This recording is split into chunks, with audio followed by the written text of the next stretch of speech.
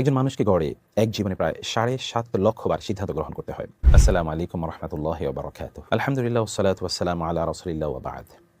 সিদ্ধান্ত অত্যন্ত গুরুত্বপূর্ণ একটি জিনিস। যেমন ধরুন, আপনি একজন যুবক বা যুবতী, আপনি বিয়ে করতে চাচ্ছেন। আপনি যাকে বিয়ে করার জন্য প্রপোজ করছেন বা প্রপোজাল এসেছে, সেই বিয়েটি কি আপনার জন্য কল্যাণকর? অথবা ধরুন, আপনি কোনো একটি স্কুল, কলেজ, ইউনিভার্সিটিতে বা মাদ্রাসায় ভর্তি হবেন। যেখানে ভর্তি হতে যাচ্ছেন সেটি কি আপনার জন্য কল্যাণকর হবে কিনা? কোনো একটি জায়গায় আপনি বাসা কিনবেন অথবা আপনি সেই এলাকায় বাসা নিতে যাচ্ছেন, সেটি আপনার জন্য কতটুকু কল্যাণকর হবে? আপনি ব্যবসা শুরু করতে চাচ্ছেন, এই ব্যবসাটি কি আপনার জন্য কল্যাণকর হবে? আবার আপনি কোনো একটি জবে যেতে চাচ্ছেন, সেই জবটি আপনার জন্য কল্যাণকর হবে কিনা? অথবা দুটো জবের অফার এসেছে, আপনি কোনটি গ্রহণ করবেন? এটি আপনার জন্য কল্যাণকর নাকি ওটি আপনার জন্য কল্যাণকর? কখনো কখনো এমনও হতে পারে যে আপনি আপনার জীবনে সবচেয়ে গুরুত্বপূর্ণ সিদ্ধান্তটি আপনি নিতে যাচ্ছেন, কিন্তু আপনি বুঝতে পারছেন না কীভাবে সিদ্ধান্ত গ্রহণ করা দরকার। কারণ সিদ্ধান্তের উপরে নির্ভর করে পরবর্তী ফলাফল। ইংরেজিতে বলা হয় ওয়েল বিগান ইজ হাফ ডান। মানে যদি আপনি সুন্দর করে কাজটি শুরু করতে পারেন, তাহলে প্রায় অর্ধেক করা হয়ে যাবে। বহু লোক আছে, তারা জীবনে তারা সিদ্ধান্ত নিতে পারে না, কীভাবে সিদ্ধান্ত নেবে তা তারা জানে না, অথবা ভুল সিদ্ধান্ত নিয়েছে। আর ভুল সিদ্ধান্ত নিলে পরবর্তীতে কী হবে জানেন? তা হলো, আপনি যেই উদ্দেশ্যে সিদ্ধান্তটি গ্রহণ করেছেন, সেই উদ্দেশ্যটি সফল হবে না অথবা সুন্দরভাবে সম্পাদন করতে পারবেন না। ফলে আপনার মধ্যে এক ধরনের হতাশা তৈরি হবে। হতাশার কারণে শয়তান এসে হয়তোবা আপনাকে ডিস্টার্ব করবে, ভিন্ন দিকে আপনাকে নিয়ে যাবে এবং আপনি জীবনের ক্ষেত্রে খুব প্রাণোচ্ছল থাকবেন না, আপনার কাজগুলো আপনি সুন্দর করে সম্পাদন করতে পারবেন না। ইত্যাদি অনেক বিষয় আছে। রাসূলুল্লাহ সাল্লাল্লাহু আলাইহি ওয়াসাল্লাম তিনি কেন এত সফল? কারণ তার প্রত্যেকটি সিদ্ধান্ত একটি সিস্টেমেটিক উপায় হয়েছে এবং তার উপর ভিত্তি করে কিন্তু একটি সুন্নাহ পদ্ধতি তৈরি হয়েছে আমরা কীভাবে সিদ্ধান্ত গ্রহণ করব। আল্লাহ তাআলাও কিন্তু সিদ্ধান্ত গ্রহণ করেন।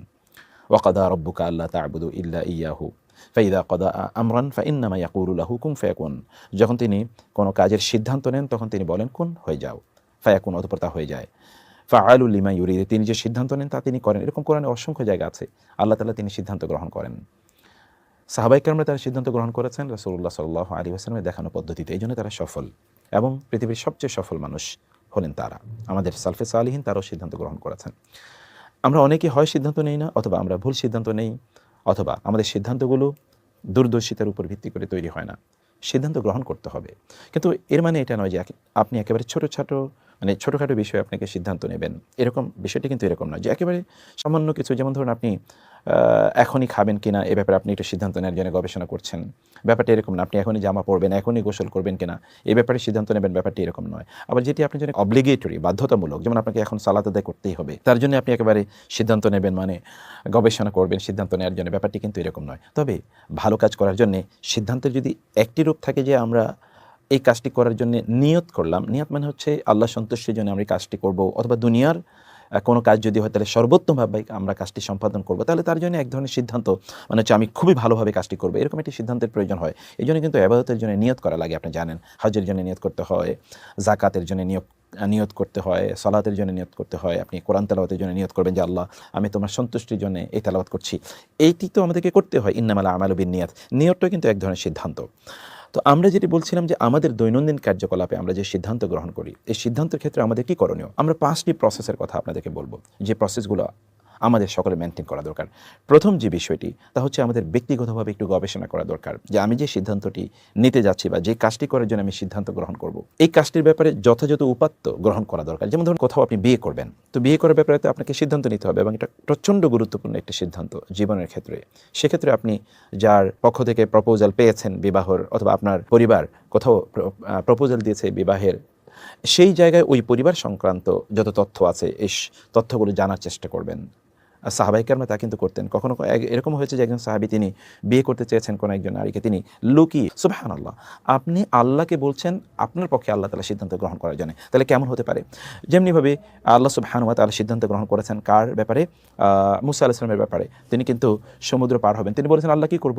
আল্লাহ তাআলা বলেছেন ঠিক আছে, তোমার লাঠি দিয়ে আঘাত করো। সমুদ্র কিন্তু সেখানে 12টি রাস্তা তৈরি হয়ে যায়, অথবা সেখানে রাস্তা তৈরি হয়ে যায়। আবার ইব্রাহিম আলাইহিস সালামকে নিক্ষেপ করা হলো অগ্নিকুণ্ডে, তিনি আল্লাহ তাআলা তাকে বাঁচালেন। ইউসুফ আলাইহিসসালামকে কূপে নিক্ষেপ করলো হত্যা করার জন্য, আল্লাহ তাআলা তাকে বাঁচালেন। এই সকল ক্ষেত্রে আমরা সব জায়গায় দেখতে পাই যে সকল জায়গায় ব্যক্তিরা আসলে কী করেছেন, তারা সিদ্ধান্ত চেয়েছেন আল্লাহ তাআলার কাছে। রাসূলুল্লাহ সাল্লাল্লাহু আলাইহি ওয়াসাল্লাম যখন মক্কা থেকে মদিনায় চলে যান, তখন তিনি কিন্তু আল্লাহর সিদ্ধান্তে গিয়েছেন, অন্যথায় তিনি শিরক করতেন না। আল্লাহ সুবহানাহু ওয়া তাআলা তাকে অনুমতি দিয়েছেন তিনি যাওয়ার জন্য। সেজন্য চতুর্থ যে কাজটি তা হলো সলাতুল ইস্তেখারা করা। এবং সলাতুল ইস্তেখারা কিন্তু 2 রাকাত নামাজ পড়ে আপনি আল্লাহর কাছে দোয়া করবেন।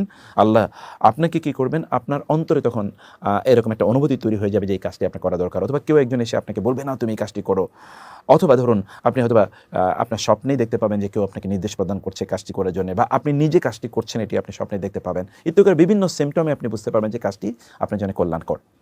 এবং সর্বশেষ যেটি সেটি হচ্ছে এবার আপনি আল্লাহর উপর তাওয়াক্কুল করে কাজটি শুরু করে দেন, কিন্তু আল্লাহর উপর তাওয়াক্কুল করতে হবে। আল্লাহ তাআলা বলেছেন ফাইদা আযামতা ফাতাওয়াক্কাল আলাল্লাহ, সিদ্ধান্ত নিতে হবে। অধিকাংশ লোক কিন্তু সিদ্ধান্ত নিতে পারে না, এটাই তাদের সবচেয়ে বড় দুর্বলতা। এবং ধরুন সাধারণ মানুষরা সিদ্ধান্ত নিতে পারে না দেখেই তারা কিন্তু সামনে এগিয়ে যেতে পারে না, তাদের দুনিয়ার জীবনে বিপর্যস্ত হয়, আখিরাতের জীবনে বিপর্যস্ত হয়।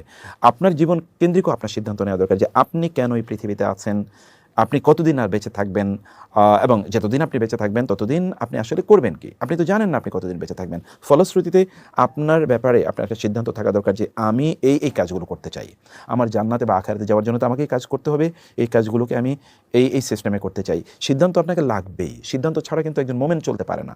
এই জন্যে রাসূলুল্লাহ সাল্লাল্লাহু আলাইহি ওয়াসাল্লাম বলেছেন দামা ইউরিবুকা ইলা মা লা ইউরিবুক, তোমার সন্দেহ অন্তরে না রেখে তুমি কোনটা করবে কোনটা করবে না এরকম আনডিসাইডেড না থেকে তুমি একটা ডিসাইসিভ পজিশনে থাকো, একটা ইয়াকিনের অবস্থায় থাকো, তুমি নিশ্চিত থাকো যে তুমি কি করছো না, তোমার কাছে একেবারে স্পষ্ট থাকো। এমন যেন না হয় তুমি কি করবে তুমি কিছুই জানো না।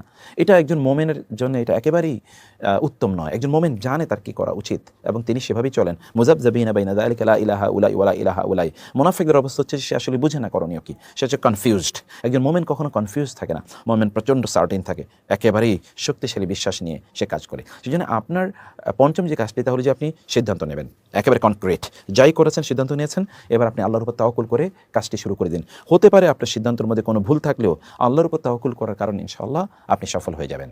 আল্লাহর উপর তাওয়াক্কুল কখনোই ছাড়বেন না।